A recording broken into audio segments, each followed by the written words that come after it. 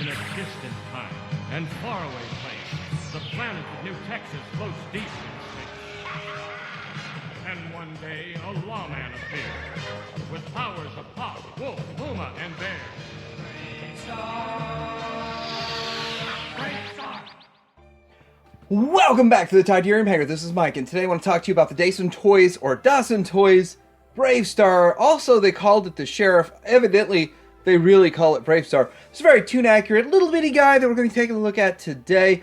And we're going to be doing something that I haven't seen anybody else do. All of the videos I've seen, nobody's pulled out their vintage BraveStarr and compared it to them. So I'm going to compare it to the vintage BraveStarr, and I'm going to compare it to everything else in the toy line. I did get this at Gundam It, which is kind of a sister site to Show Z Store. I'll have a link down below where you can get yours. Also, you can put in the TH reviewer code, log in with your Show Z login, all that good stuff. But anyway, let's get into taking a look at this Dasin Toys Sheriff or BraveStarr. Coming up.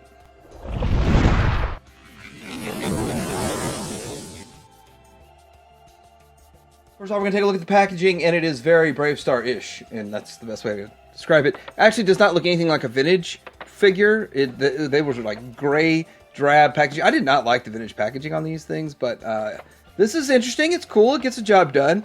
And for a $44 price point, you get a bunch of accessories. You get to see what's in there. It's okay. Packaging is fine. I can live with it. Alright, so here's the figure out of the package, and I want to say that this guy definitely looks cartoon-ish, cartoon-y. He matches the animation. Is it Filmation? Animation? Well, it matches the animation very well, and I think that it looks good in that regard. Now, one of the things that you're going to hear, he's short. When we get to comparisons here in a little bit, you're going to see he is a little on the short side, but what a difference an inch makes, you know, ladies. So with this, looking at him, getting a little closer here, I like his hat. And I do like that they have this little extra piece that comes up here. It feels like I'm going to break it, but it's kind of bendy. It works.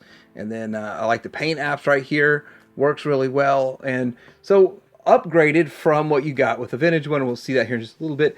There is his face, and it's okay. And like a lot of people said, he looks like a younger version of BraveStarr. In hand, I actually think he looks just close to the animation model. Pretty good. Pretty well close to the animation model. Getting down to this is very animation accurate. Feels right. Like he's got like a little bulletproof chest vest going on right there, which is not removable. It's molded in. And then getting down here with all this kind of paint apps we have going down here, his belt buckle and stuff on his waist. And then he's got a nice combination of colors, and it looks like multiple different paint apps that's on it. So it's not just cast in one color and left that way. It's got some different brushing kind of to it, some texturing and color. That looks pretty cool. It looks really interesting overall. And then I got some paint down here. So overall, they did a really good job on the way he looks, and I like his little ponytail and stuff. When we get into the accessories, how we do the hat and the hair and all that, I don't like that, but it is what they did. And at the end of the day, once you get it set up the way you like it, it's not going to be a problem. But yeah, he looks good. Let's get into accessories, then get into articulation, then get into comparisons. All right, here are his accessories. He has this gun, which he would hold it just like he's holding his other gun. And I don't remember him using this kind of bazooka-looking thing. He has 4 additional faces, which do not look like it's worth it to swap them out. But you've got one where he looks kind of mad, another one where he looks stern, one where he's yelling, and one where he's got his mouth kind of open, kind of funny. And then he's got this hair piece. Then we get into the stand, and the stand itself holds hands, which is kind of cool how they did it, and we'll get into that here in just a bit. Let's take a look at what we can do with this. Now, I'm so happy I got the hat on and everything the way I want it, but now we're going to pull that off. The hair is a separate piece that sticks into it. I'm going to leave it in the hat. You can put this hair on. Let's go ahead and pop this face off. Face off.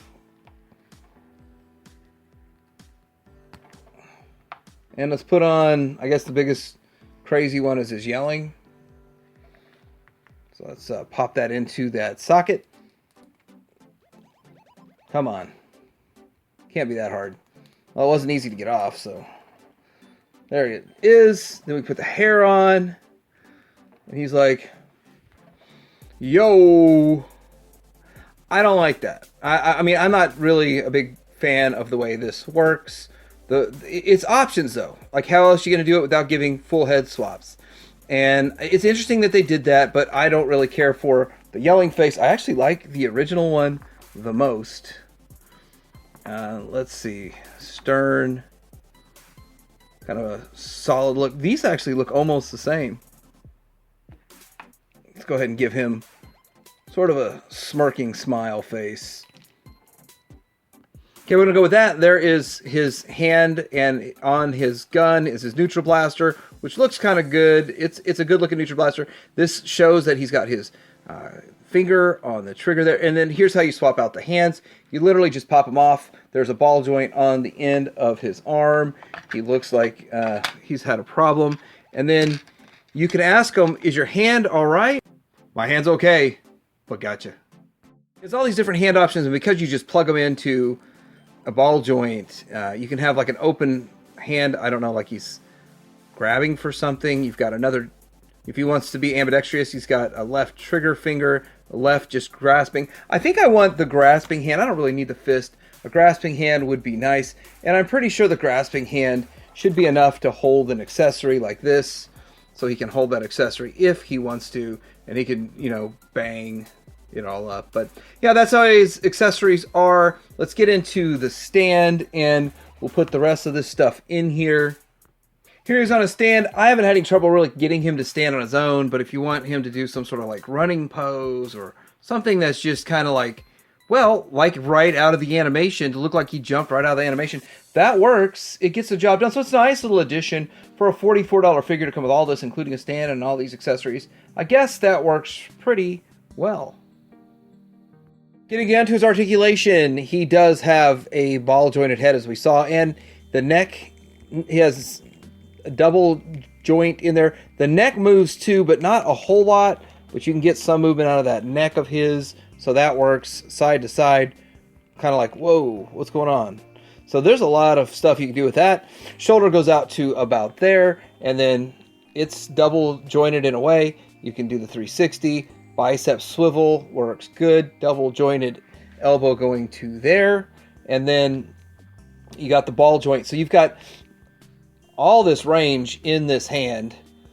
Everything you'd want. So that works. That's actually pretty good. You do have waist swivel, and then you have also this other cut right here going on with the chest. Now, I do feel like the abdomen area is a little short. Would have liked it just a little bit more to the abdomen. I think that has to do with this articulation joint, is because it feels short to me because you have this cut here and it just kind of drops down a bit. That's an illusion, maybe an optical illusion for me, but he would have been a little bit taller if this joint was a little bit higher up. You can just pop that off if you want. Popping it back on might not be easy. With that off, you see they engineered in a backstop, so his back can only go back so far. That's interesting. I never really thought about that.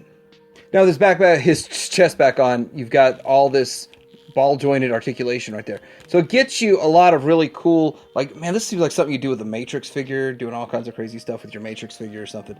But yeah, great articulation.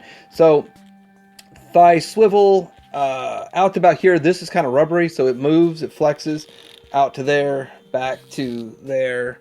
And then you have the knee articulation, double jointed to there. Then down to the feet, there's nothing in this lower part of the leg. And then you got the foot side to side, and then up and down. And then you got toe, so he can do some kick and stomping. So is it stomping time? That's not his phrase. You said Eternia was going to be in today. That's not Eternia. What the heck is that? Eternia is huge! A marvel of modern engineering! Has a roller coaster and an elevator! That doesn't.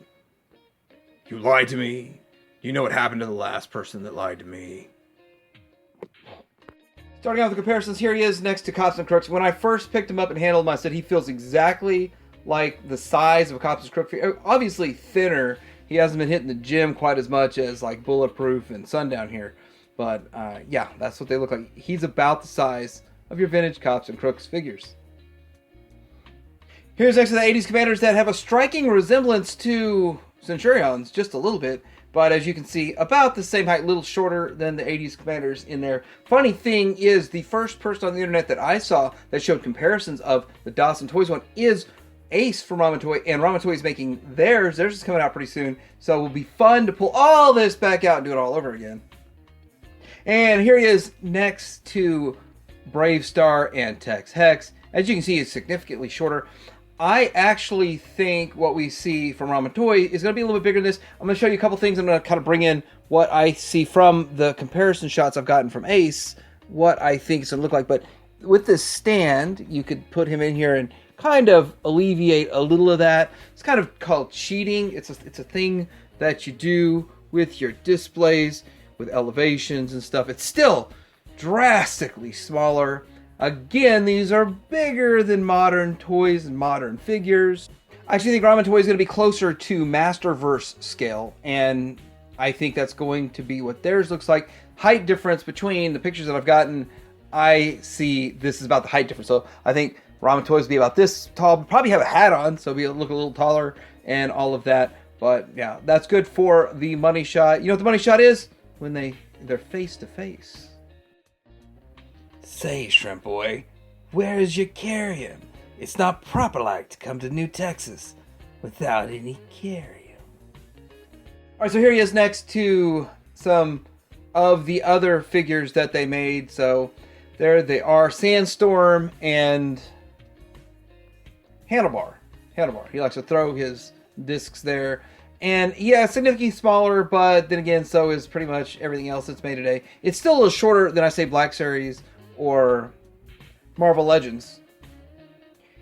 Here he is next to Scuzz, Fuzz, and Thunderstick. And then I'm trying to figure out a Marvel Legend that I have that's open. I just can't even think of a Marvel Legend that I have open right now, but Star Wars Black Series and sort of Marvel Legends size. So not much shorter. It'll fit in just fine with all those. If you're just looking to have a BraveStarr mixed into your ocean of, say, Iron Man, it works.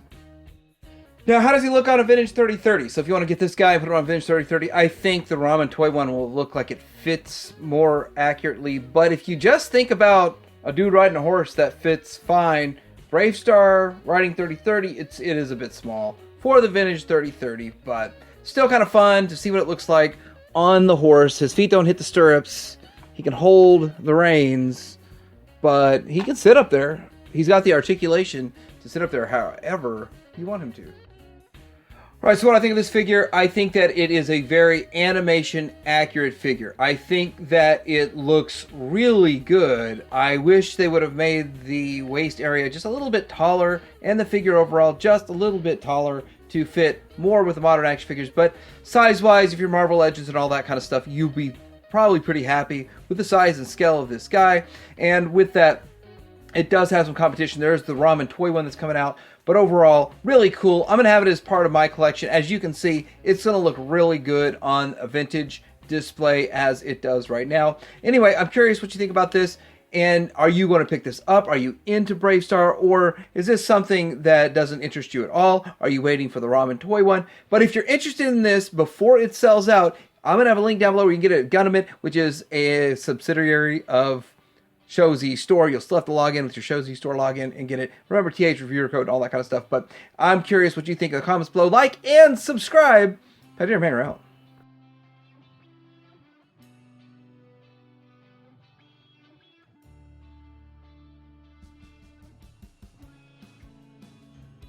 Just don't seem right to use our valuable time wet nursing a half-baked Marshal. He won't be here long. Just until he gets... What's so funny? Well, nothing at all. I reckon you'd be Marshal Carson. I'm Marshal. I'm not sure it's all right to shake hands with a prairie person. You see, Carson, you two aren't so different. You have nothing to fear, my friend.